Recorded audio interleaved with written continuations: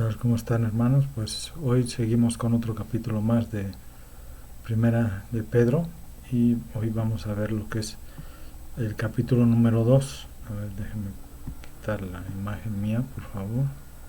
Ahí está. Cómo superar el desánimo, Primera de Pedro, Primera y Segundo de Pedro. Sí, y vamos a ver ya lo que es el capítulo 2. A ver, vuelvo a aparecer acá. Ahí está. Ahí está. Hoy pues continuamos ya con la carta.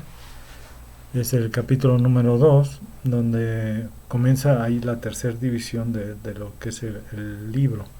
¿Sí? En esta tercera división incluye el capítulo 2 y 3 y 4 de la carta. ¿Sí? Y uh, el capítulo en esta división es el sufrimiento de los santos y el sufrimiento de Cristo. ¿Sí? Ahí les puse cómo va en la división, ya subdivisión, digamos, de los capítulos. Y el capítulo 2 es el sufrimiento que produce separación del mal, el 3 el sufrimiento que produce conducta cristiana y el 4 es el sufrimiento que produce obediencia a la voluntad de Dios. Conocemos pues que comencemos, ¿no? ¿Qué les parece? Primero ya comenzamos con esto y ahí está. El sufrimiento produce separación del mal, ¿no? Al hablar de separación o vivir para el Señor, hay dos formas que son muy radicales realmente. Y el peligro es adoptar una de estas dos extremos, ¿no? Uno es el de aquellos que considera que la naturaleza humana es tal que todo lo que necesita es recibir un propósito y un poco de reforma a su vida, y las personas que adoptan esta posición creen que no hay nada malo en la naturaleza humana, ¿no? Que somos buenos.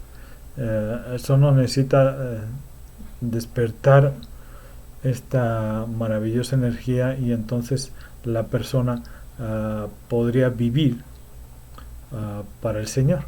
¿Sí? Son personas que dicen que el hombre no es malo, ¿no? Pues este es pues un punto de vista sobre el significado de vivir la vida cristiana. ¿Sí? La segunda, el segundo punto de vista, o la segunda posición que existe extrema es la que sostiene que quien creen que cuando uno nace de nuevo, bueno, espiritualmente hablando, recibe algo sobrenatural, pero la persona que se queda al margen, digamos, mientras Dios lleva a cabo en su vida todo lo que es necesario para hacer. O sea, las personas tienden a adoptar una actitud muy piadosa, no parecen ser espiritualmente ni desarrollarse para llegar a ser cristianos normales e integrados, ¿no? O sea, como que hacen a su vida a un lado y todo es espiritual y todo lo tiene que hacer Dios. ¿Sí? Ellos no pueden hacer absolutamente nada. Ahora bien, en este segundo capítulo pues nos va a mostrar cómo a través del nuevo nacimiento espiritual tenemos producimos, ¿se acuerdan que dice producido de la simiente incorruptible de la palabra de Dios? ¿Sí? Tenemos una nueva naturaleza, hemos vivido de acuerdo a esa nueva naturaleza por el poder del Espíritu Santo. Hemos sido llevados a tener una relación de amor con aquel a quien sin haberle visto, le amamos, ¿no? O sea, Pedro sí vio al Señor Jesucristo y lo amó, y nosotros, aunque no le hemos visto, el Espíritu Santo, pues nos puede hacer que Él sea real, tan real para nosotros, que le amemos también de esa manera, ¿no? Como si lo hubiéramos vivido con Él, como si hubiéramos estado con Él, si lo hubiéramos conocido, aunque no lo hayamos visto. Nuestro amor por Él es igual de real y nos impulsa a querer agradarle. El gran objetivo en el propósito de Dios, pues es tener personas, individuos, que seamos salvos, no solo del juicio y del lago de fuego, ¿sí?, como dice Apocalipsis, sino salvados de este sistema actual de vida, ¿no? La obra de Cristo en la cruz resolvió, pues, todo problema y toda duda acerca del pecado, ¿no?, que había sido introducido en nosotros, ¿sí?, y que nos había separado de Dios, ¿sí? Él resuelve todo esto y nos permite estar en contacto con Dios. Hemos sido renacidos espiritualmente y nadie, ni siquiera Satanás, puede cambiar esa relación con Él. Sin embargo, ¿cómo estamos viviendo o comportándonos en nuestra vida cristiana cotidiana, ¿no? ¿En qué estamos haciendo o en qué estamos nosotros viviendo con una relación, no sé, en la familia, con nuestros hermanos, en la fe? ¿Cómo la estamos viviendo? ¿Cómo está nuestra relación con nuestro Señor Jesucristo? Veamos pues primero los dos versículos, ahí los dos primeros versículos, ¿no? Dice: desechad pues toda malicia, todo engaño, hipocresía, envidia y toda difamación, y desead como niños recién nacidos la leche pura de la palabra, para que por ella crezcáis para salvación. Él ha dispuesto que hagamos ciertas cosas por nosotros mismos, ¿sí? En primer lugar, deberemos de dejar algunas cosas atrás y empezar a vivir la nueva naturaleza que Dios nos dio, ¿sí? En la carta a los Efesios, capítulo 4, versículos 22 y 25, Pablo nos dice, en cuanto a la pasada manera de vivir, despojar del viejo hombre que está corrompido por los deseos engañosos. Y el 25 nos dice: por eso desechar la mentira, hablad verdad cada uno con su prójimo, porque somos miembros los unos de los otros. ¿Sí? Nunca llegaremos a ser realmente completamente maduros en la vida cristiana, ¿sí? Porque siempre tendremos con nosotros la vieja naturaleza, ¿no? Siempre vamos cargando con esa vieja naturaleza, y que a veces si no la hacemos que mengue, puede llegar de repente a ocupar nuestro lugar, o sea, volver a salir, y a veces hace que lo que espiritualmente hemos avanzado vuelva a caer, ¿no? ¿Por qué? Porque se sobrepone a veces a nuestra nueva naturaleza, ¿sí? Entonces hay que estar cargando y luchando con eso muchas veces, ¿sí? En el versículo 1, ahí vemos que nos está diciendo que desechad pues toda malicia, ¿no? Ahora, ¿qué es eso de malicia? La mejor definición que la escribí aquí, que dice enojo congelado o anquilosado. Implica el tener un espíritu que no tiene perdón, que no quiere perdonar, que no desea el perdón, que no puede perdonar.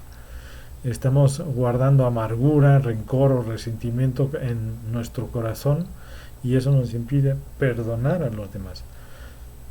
aunque hayamos dado testimonio de haber nacido de nuevo espiritualmente y de que, que amamos a Jesús, nadie que se encuentre alrededor nuestro podrá distinguir esa nueva vida si realmente pues tenemos oculto en nuestro corazón esa malicia arraigada, ¿no? Ese sentimiento arraigado en nuestro corazón. El versículo 1 también nos dice que todo engaño, ¿no? Y nos menciona todo engaño. Ese engaño implica usar el ingenio para causar una buena impresión a alguien, ¿no?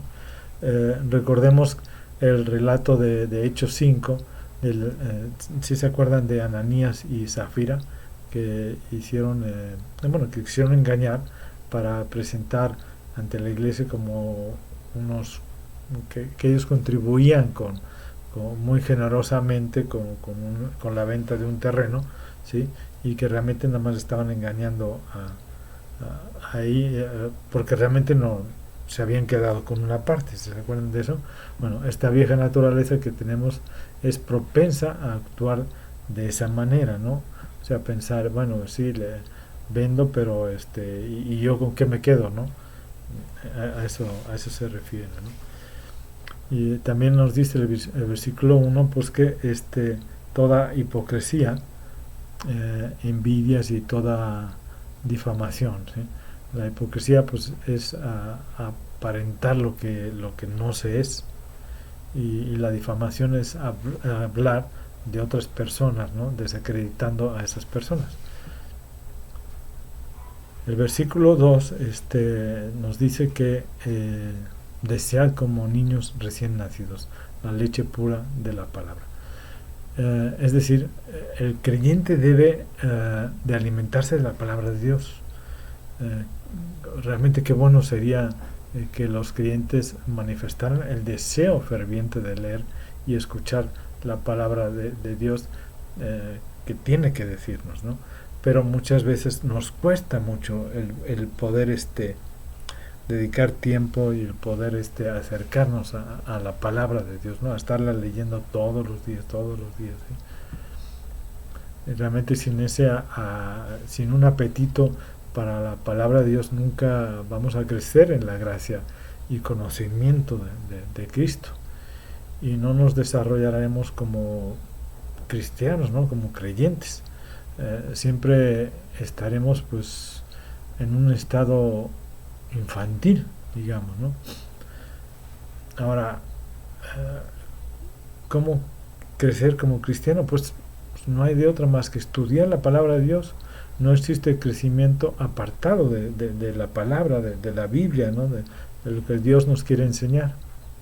No crecemos espiritualmente escogiendo tampoco no sé, un versículo por acá, otro versículo por allá, algo que nos haga estar bien ese día. No, para crecer necesitamos la palabra de Dios completa, toda completa, ¿sí?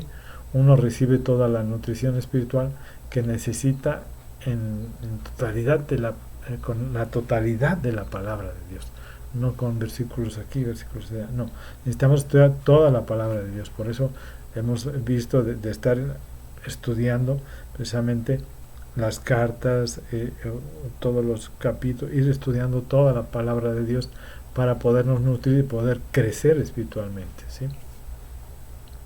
Ahora vayamos a leer lo que es el versículo número 3, es cortito, dice: ya que habéis gustado la bondad del Señor. En el momento de la salvación, un cristiano nuevo nace, ¿sí? Con un apetito de la palabra de Dios, es el primer amor, ¿se acuerdan? Así como el recién nacido comienza a comer inmediatamente, así debemos de hacer nosotros, ¿sí? Y permanecer en ello, sobre todo eso, permanecer en ello, ¿no? En cuanto a nuestro título, el sufrimiento produce separación, que como dijimos que se llama esta parte. Surge la pregunta: ¿cuál es la verdadera separación, no? No se trata de ir a ciertos lugares o evitar de ir a otros, ¿no? O sea, muchos cristianos creen que de esa manera se separan del mundo, pero pues, vivimos en este mundo, estamos en este mundo, ¿sí? En el cual Dios nos ha puesto aquí, nos ha colocado aquí, en una familia, en un trabajo, en un lugar, en una colonia, en una ciudad, en un lugar donde vivimos, ¿sí? Y debemos vivir en Él, no podemos irnos de este mundo, ¿no? Aún no podemos hacer viajes por otros planetas, ¿no? Aunque espiritualmente hablando no permanezcamos en el sistema del mundo, ¿sí? Pero al hablar de separación nos referimos a una separación personal e interior que se refleja en la pureza de nuestra vida cristiana. A eso nos referimos. La maldición,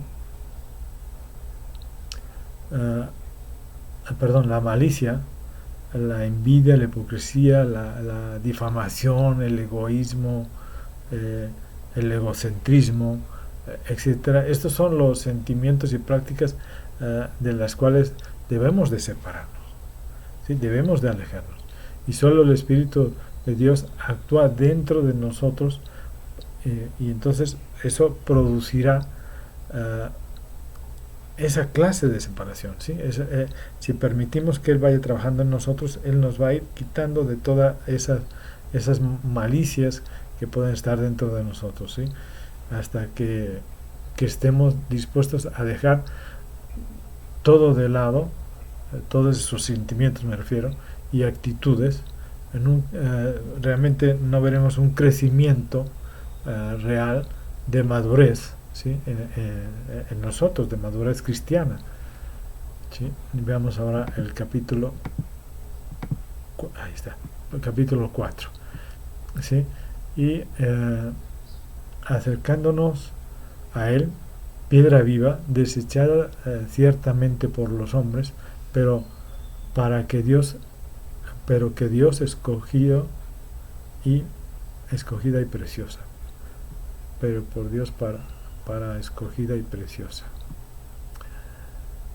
Destacamos en primer lugar la frase acercándonos a Él, piedra viva, ¿no? Ese ya hablamos de piedra viva, ¿no? Ya habíamos hablado. Pero la piedra viva es Cristo. Ya habíamos dicho eso, que en realidad es Cristo. Como podemos ver en Mateo, ¿se acuerdan? Mateo 16, versículo 18, después de la confesión de Pedro, el Señor le dijo: sobre esta roca edificaré mi iglesia. Y precisamente en esta carta Pedro deja bien claro que la piedra viviente no era Él, sino que era Jesucristo, ¿sí? En el mismo Evangelio de Mateo, ahí se los puse, en el capítulo 21, y ahí está, ¿no? Versículo 42 y 44, Jesús se refirió a sí mismo como una piedra, ¿no? Dice el citado pasaje de Jesús, les preguntó, ¿sí? Les dice: ¿nunca leísteis en las Escrituras la piedra que desecharon los edificadores ha venido a ser cabeza del ángulo? El Señor ha hecho esto, y es cosa maravillosa a nuestros ojos. Por tanto os digo que el reino de Dios será quitado de vosotros y será dado a gente que produzca los frutos de él. El que caiga sobre la piedra será quebrantado, y sobre quien ella caiga será desmenuzado. Cristo es la piedra que constituye el fundamento de la iglesia. Él es la roca, el fundamento, el cimiento sobre el cual se apoya el edificio de la iglesia. En la carta a los Corintios, también en el capítulo 3, versículo 11, Pablo dijo: porque nadie puede poner otro fundamento que el que está puesto, el cual es Jesucristo. Cuando venimos como un pescador y caemos sobre esa piedra, queda quebrantado de espíritu, quebrantado de espíritu. Sin embargo, en su quebranto, esa piedra se constituye en un fundamento para el creyente. y esa es su salvación. Pero si se rechaza esa piedra, entonces no ha finalizado ese trato con ella. ¿Sí? ¿Sí? O sea, lo que vemos es que, como ahí dice, ¿no? O sea, si el quebranto es el quebrantamiento espiritual, que hace que seas quebrantado espiritualmente y seas cambiado y seas salvado, aceptes a Cristo como tu Salvador, ¿sí? Por el quebranto que produce. Pero a la hora que tú lo rechazas, eres desmenuzado. ¿Por qué? Porque eh, el rechazo hace que tú seas separado totalmente, ¿no? Entonces, si, si, la, si la palabra está en ti, te va a estar dale y dale, aunque tú la estés rechazando y la estés rechazando, ¿sí? Ahora, y eso produce separación totalmente, ¿no? A la hora que tú rechazas la palabra de Dios, entonces produce una separación de Dios total, ¿no? Bueno, vamos a ver el versículo número 5, dice, vosotros también, como piedras vivas, sed edificados como casa espiritual y sacerdocio santo, para ofrecer sacrificios espirituales aceptables a Dios por medio de Jesucristo. O sea, vemos aquí que nosotros también somos piedras vivas, ¿no? O sea, ¿cómo podemos ser piedras vivas nosotros? Como dice el capítulo 1 en el versículo 23, que eso ya lo vimos de esta carta, hemos sido renacidos, ¿sí? No de simiente corruptible, sino de incorruptible, por la palabra de Dios que vive y permanece para siempre. Y además nos dice como piedras vivas, ¿no? Bueno, nos viene a decir que así como Pedro era una de esas piedras pequeñas, ¿no? que forman parte, fuera la primer parte, digamos, de la piedra del edificio de la iglesia, así nosotros somos cada uno una piedra pequeña que nos vamos integrando, ¿no? Integrando a, a la iglesia, ¿sí? A ese edificio, y vamos formando parte de la casa espiritual que es la iglesia. Entonces nosotros somos esas piedras que también, ¿por qué vivas?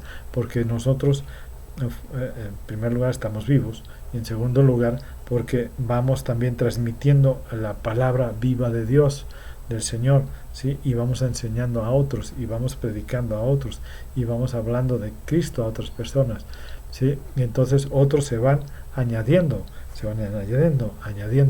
y van edificando este edificio espiritual que es la iglesia, ¿sí? Cuando nacemos espiritualmente de nuevo, nos convertimos en hijos de Dios y somos colocados en ese edificio, ¿sí? Entonces, cada uno que nace de nuevo, ahí es incrustado, ¿no? Y también en el versículo 5 nos dice que somos sacerdocio santo, ¿sí? Para ofrecer sacrificios espirituales aceptables a Dios por medio de Jesucristo. Otra figura del apóstol Pedro la usó también, que dice en esta epístola o en esta carta, que fue lo de sacerdocio santo, ¿no? Todos los creyentes en un sentido espiritual son sacerdotes. Bueno, la palabra real es Coín, ¿sí? Coín, sí. Hebreo. Coín, que significa servidores de Dios o de Cristo. En este momento estamos hablando de Cristo, ¿no? Servidores de Cristo. Así como los sacerdotes tenemos que ofrecían sus sacrificios, ¿sí? A Dios, si se acuerdan en el Antiguo Testamento. Bueno, nosotros debemos también de dar ese sacrificio espiritual. No sé, la alabanza, la, la ofrenda, la contribución al Señor, ¿sí? Son sacrificios espirituales, aunque no solamente pues, podemos considerar el dinero, o sea, la ofrenda, ¿no? O sea, el diezmo también como una ofrenda o un sacrificio, pero no sabemos, bueno, a lo mejor sí podríamos considerarlo, ¿no? Porque es algo que damos de corazón, no es algo que demos de, de que porque me obligan a darlo, no. No es como el Antiguo Testamento, sino que es algo que pon lo que hay en tu corazón, ¿no? Todo depende de cómo utilicemos el dinero y los bienes materiales que Dios nos ha dado, ¿no? Y principalmente cada uno puede ofrecerse a sí mismo al Señor, ¿sí? Estos son pues los sacrificios espirituales que podemos ofrecer nosotros, ¿sí? A Dios como real sacerdocio, ¿sí? Así es. Y bueno, pues hoy vamos a llegar hasta aquí con el versículo número 5. Ahí nos vamos a quedar en el versículo 5, ¿sí? Y la próxima semana ya seguiremos con este lo, otra parte del capítulo 2, ¿sí? Entonces, hermanos, pues hasta aquí llegamos. Que Dios los bendiga, cuídense mucho y nos vemos la próxima semana. Hasta luego.